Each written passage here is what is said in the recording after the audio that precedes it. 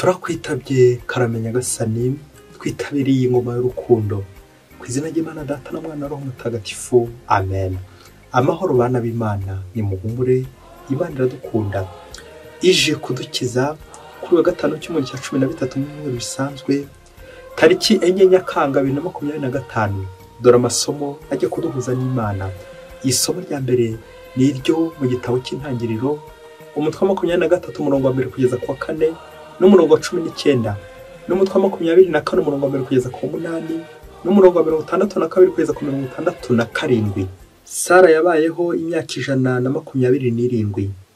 Sara yapfiriye Ikiriyati Haruba ariyo Heburoni mu gihugu cya Kanahani.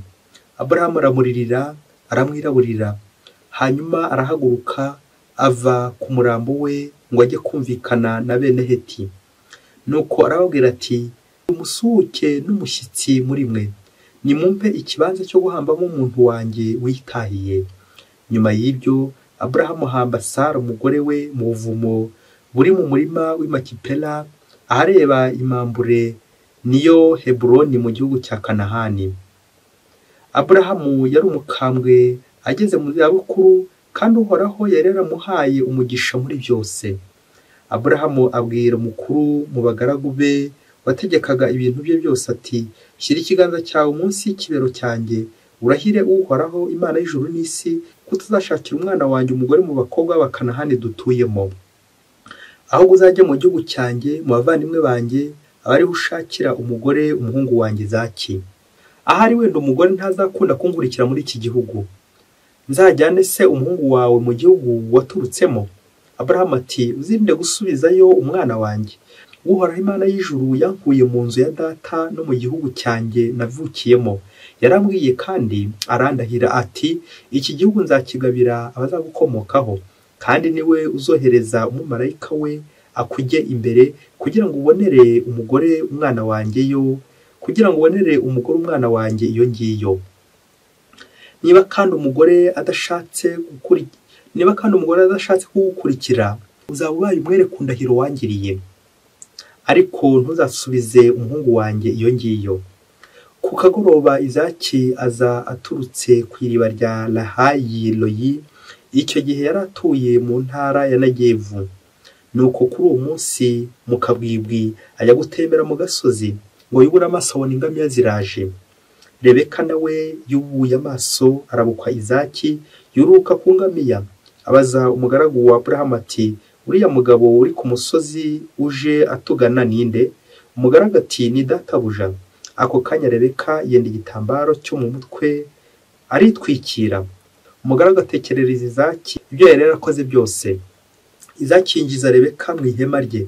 Izaki arongora Rebeka amubera umugore, aramukundwakaza, nawe amuhoza urupfu rwa nyina Sara. Iryo ni ijambo ry'Imana. Zaburi 106. Nimusingize Uhoraho kuko ari umugwaneza. Nimusingize Uhoraho kuko ari umugwaneza, kandi urukundo rwe rugahoraho iteka. Ninde wavuga ibigwi by'Uhoraho akamamaza ibisingizo bye byose? Hahirwa abita ku mategeko y'Uhoraho igihe cyose bagakurikiza ubutabera. Uhoraho uranyibuke, wowe ugira neza umuryango wawe. Uze untabare, wowe ukiza umuryango wawe, kugira ngo niyumvemo ihirwe ry'intore zawe, mpimbazwe n'ibyishimo by'umuryango wawe, nsangire umunezero n'abo wagize ingarigari zawe. Nimusingize Uhoraho kuko ari umugwaneza. Nyagasani Yesu nabane namwe. Amagambo mu Ivanjili ntagatifu uko yanditswe na Matayo umutwe wa 9 umurongo wa 9 kugeza ku 13. Muri icyo gihe Yesu avuye i Kafarnawumu, yigiye imbere abona umuntu wicaye mu biro by'imisoro akitwa Matayo. Aramubwira ati, nkurikira. Arahaguruka aramukurikira. Nuko igihe Yesu yari ku mezi we, abasoresha benshi n'abanyabyaha baraza basangira nawe n'abigishwa be. Abafarisayo babibonye babaza abigishwa be bati, niki gituma umwigisha wanyu asangira n'abasoresha n'abanyabyaha? We rero abyumvise aravuga ati, abazima si bo bakeneye umuvuzi, ahubwo ni abarwayi. Nimugende rero musiganuze icyo iri jambo rivuga ngo, icyo nshaka ni impuhwe si igitambo. Erega sinazanywe no guhamagara intungane, ahubwo abanyabyaha. Iyo ni Ivanjili ntagatifu. ahubwo sinazanywe no guhamagara intungane ahubwo abanyabyaha. Bayoboke b'Imana nimugira amahoro. Aha tugeze ni kuri buri munsi. Fungura buri munsi, ufungure buri munsi, ufungurira abandi buri munsi, ineza y'Imana buri munsi, ijambo ry'Imana buri munsi, impuhwe z'Imana buri munsi. Amasomo twateguriwe nadufasha kuzirikana kuri Yezu nyir'impuhwe, bityo tuze gushishoza ku ruhande Yezu ajya afata. Uruhande Yezu ajyaho ni uruhe? Aha ndidushatse kuvuga ko Yezu abogama, oya se nanone. Yezu agira uruhande afata kugira ngo abone uburyo agufate neza. Iyi ntego tujye kuzirikanaho, uruhande Yezu afata, ndetse twongereho ngo kugira ngo gufate neza. Nyuma y'isomo rya mbere turimo tuzirikana ibyago bya Aburahamu, tumaze kubyumva, amaze gupfusha umugore we Sara. None Izaki nawe atagira urundi rugendo hamwe na Rebeka. Twabumvise uburyo umubano wabo wari warateguwe, byose bigashingira ku isezerano ry'Imana, y'Imana ikunda abantu, ifite umugambi ku muntu, umugambi mwiza wo kugira umuntu neza. Ibi byose turabyerekeza ku buntu, ubugwaneza bw'Imana, uko na Zaburi nayo itamye ko bidushishikariza. Nimusingize Uhoraho kuko ari umugwaneza. Amen, amen, amen. Ubugwaneza bw'Imana bwo butuma Imana itegura umuryango wayo, gategura Aburahamu. None tugeze kuri Izaki, tuzakomeza twumva uburyo Nyagasani yakomeje kugenda atabara umuryango we, abigishije abo bakurambere batubanjirije, abakurambere mu kwemera. Ivanjiri uno munsi iratwereka ubugwaneza bw'Imana, ubuntu bw'Imana, y'Imana itugira neza kabone n'igihe tutari tubyiteze. Ubwo Yezu atambutse kwa Levi, nuko akamuhamagara, yakuye amatiku, bikura amakimbirane, barasakuza barasakabaka. Abo ni bande? N'abafarisayo. Kubera iki? Ngo Yezu ari gusangira n'umunyabyaha. Iyi vanjiri ije kugira ngo Yezu yongere atwibutse ko icyo ashaka atari igitambo, ahubwo impuhwe. Ese nawe wasanga uri mu bantu wumva misa bagatura igitambo? Ni byiza, ariko nta mpuhwe ugira, kandi byaba. Tujye kuzirikana ibintu bibiza kudufasha kureba Matayo uburyo yakurikiye Yezu. Byatewe n'iki? Mu gihe cya Yezu batubwira ko Abanyaroma ari bo bari barakandamije Abayisiraheli. Nuko rero Yezu nk'Umuyisiraheli ndetse n'aba Matayo bose bari bari muri iki gice ahangaha. Nawe urabizi, urabisobanukiwe. Umuntu agukandamije akagukoroniza, ko biri kose nawe ntiwamukunda, umubona mu munyagitugu, umuntu ugushikamiye. Abasoresha bakoraga ubutegetsi bw'Abanyaroma, bakabategekera, bakabasoreshereza. Rero muri iki gihe ba Matayo, reka mvuge nk'uburyo butatu babafatagamo. Icya mbere babafataga nk'ingambanyi, ingambanyi z'igihugu, bamaneko, abantu bashobora kugurisha igihugu bakagurisha na bene wabo. Icya kabiri, bari abakozi b'Abanyaroma nyine bakorera ubutegetsi bw'Abanyaroma, bari barigaru n'Abanyaroma n'ubundi babanze b'Abayisiraheli. Uburyo bwa gatatu bafatwaga nk'ibisambo. Urumva basoreshaga ibirenze, bagakandamiza bagenzi babo, bakabakamura, bakongera bakabakamura. Urumva abenegihugu ntibari kubyishimira. Mugiye kuri umwitozo muto, ngiye kuguha akitozo koroshye. Reba, inshuti yawe yitwa ite? Birumvikana yitwa inshuti yawe. Icya kabiri, umwanzi w'inshuti yawe wamuhira ihe zina? Uze kubikurikirana neza uraza gusanga ari iki? Ari umwanzi wawe. Aha niho rero dukurikira neza Abafarisayo n'abigisha amategeko bari abanzi b'Abanyaroma. Ngana hatekereza umusoresha ni inshuti y'Umunyaroma, kandi Umunyaroma ni umwanzi wande? Ni umwanzi w'Abayisiraheli, ni umwanzi w'Abafarisayo n'abigisha amategeko. Kura rero iyo foto, urugwango rugiye kuza ahangaha, umusoresha wumva umuriro, aya makara ashyushye yirahuriyeho kuri bende wabo.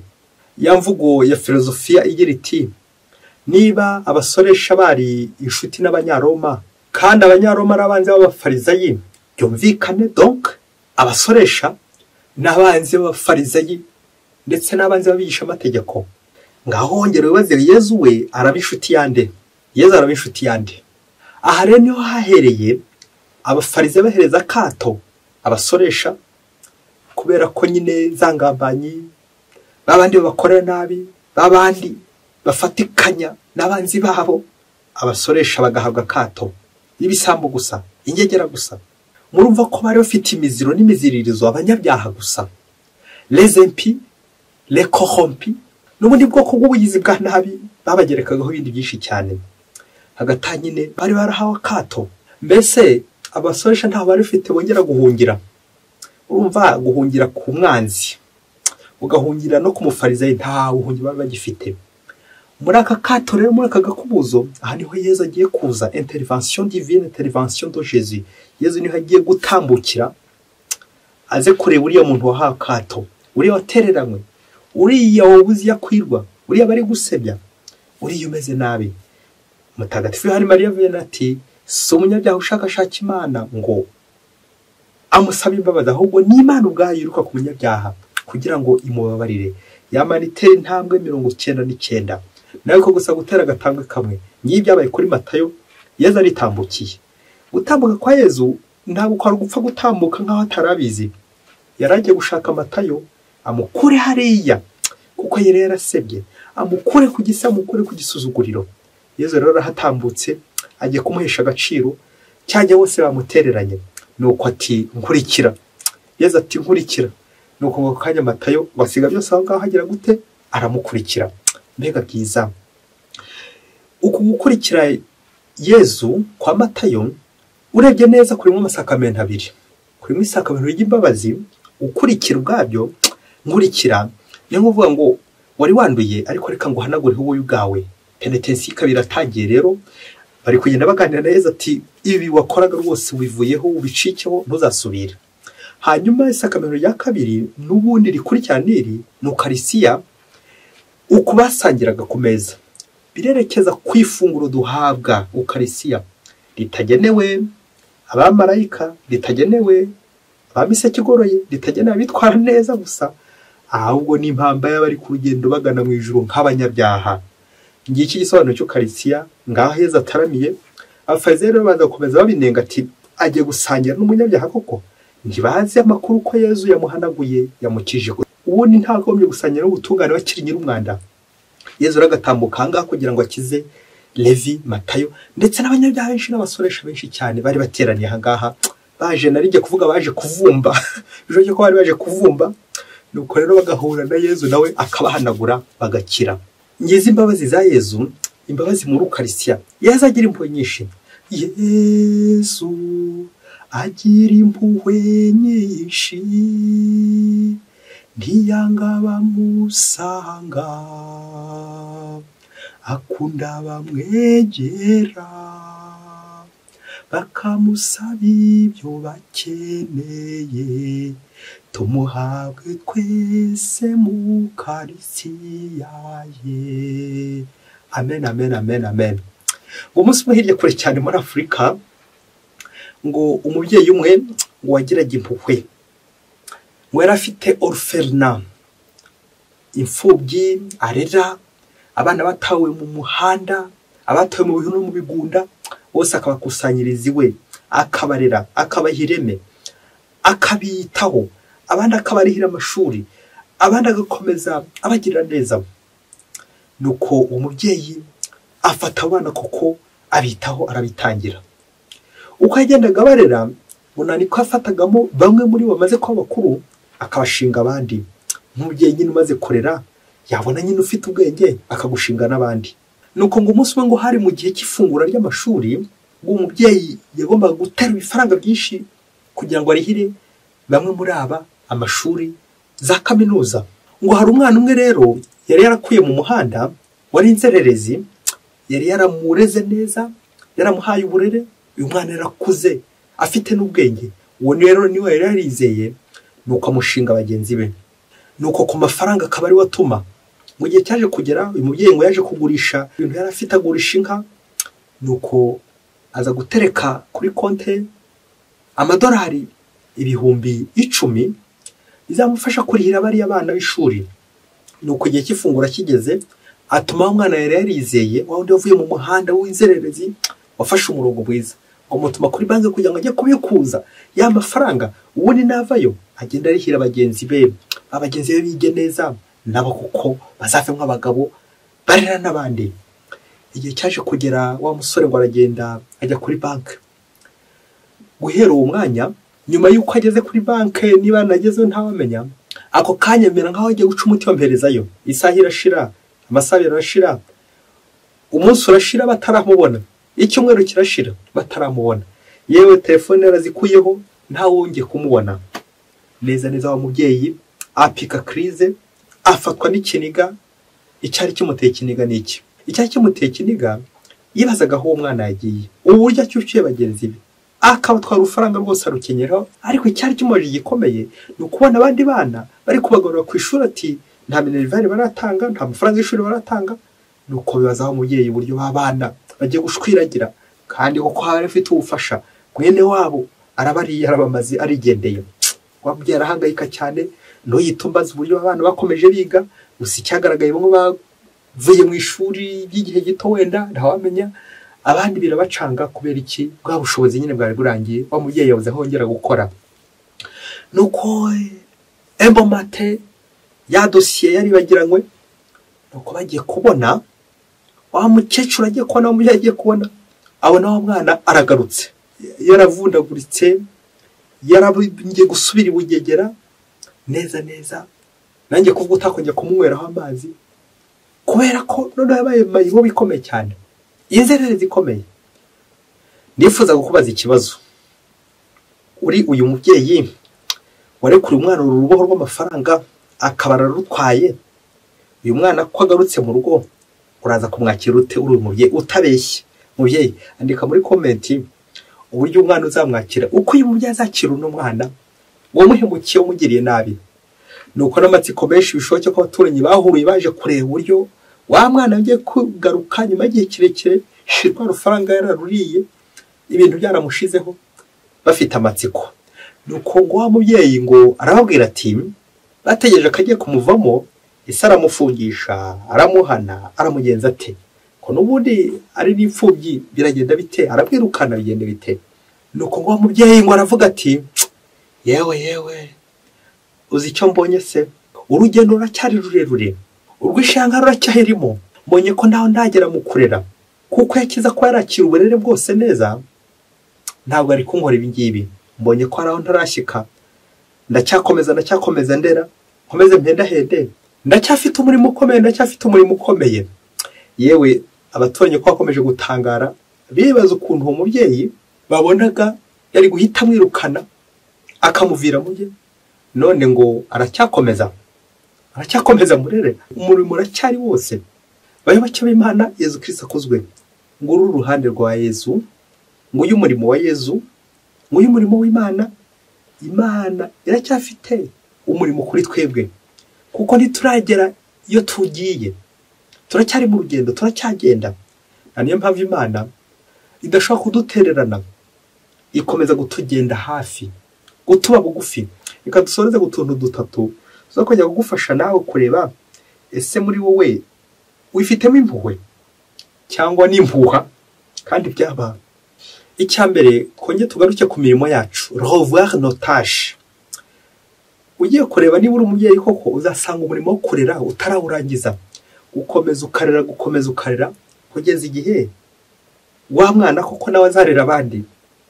Gukomeza ukarera, gutarambirwa no gutarambika. Ko ari umunyabyaha ugakomeza ukamwitaho, yaguhemukiye ugakomeza ukamwitaho. Ese muye wabishobora?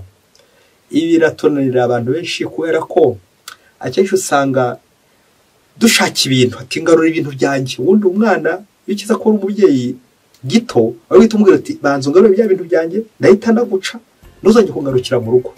Ababyeyi wowe ntibyakubaho, ujya ubigenza ute?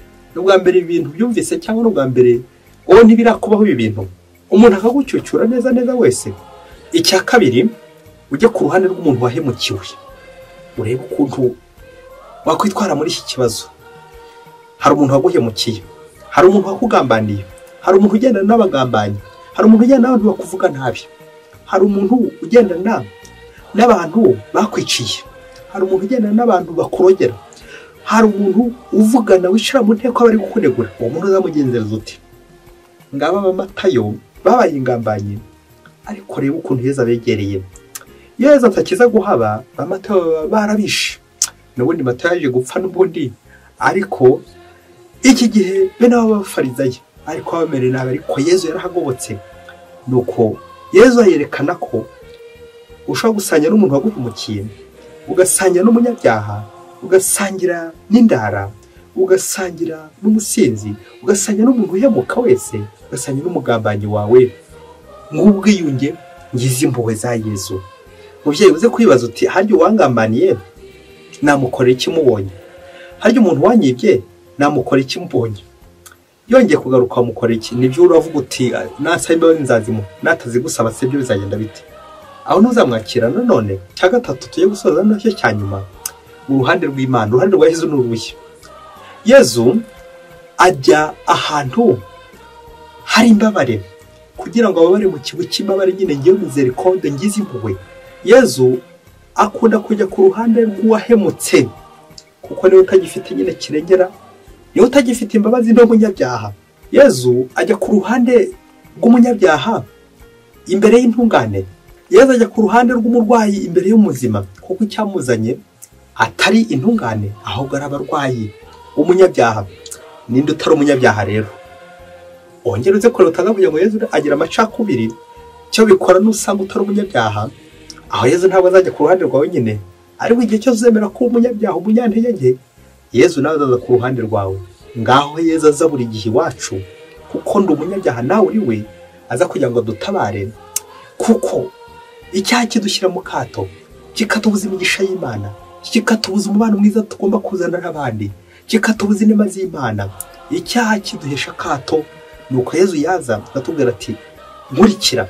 Nawe rero numva ijwi rya Yezu no munsi, witabe nk'uko Levi yitabye, maze urekeza gusukure, uze gusangira nawe Ukaristiya, ubane na Yezu buri munsi, ugendane nawe, umukurikire kandi umukurikize buri munsi. Mwese Imana ibahe umugisha. Imana Data na Mwana na Roho Mutagatifu. Amen. Padiri Basumbuko Ladislas wa Diyosezi ya Cyangugu.